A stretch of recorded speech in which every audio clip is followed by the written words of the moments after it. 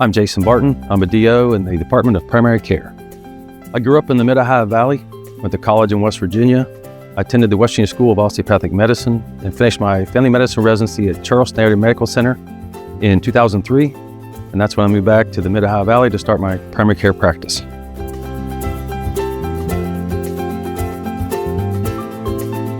I was attracted to the field of medicine because of the problem solving that allows us to do. It's kind of like being a medical detective. You get to put all the clues together to help solve problems, and that's very rewarding.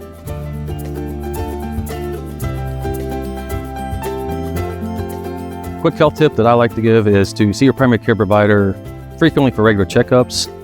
It's more about the prevention, trying to keep small problems from becoming big problems. I like the old saying, an ounce of prevention is worth a pound of cure.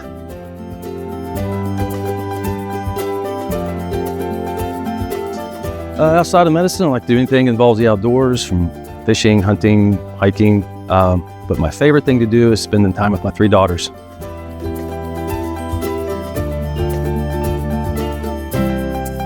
My approach to patient care is communication. I want to make sure that the patient is being listened to and that we're reassuring the patient that we're working together to solve their problems.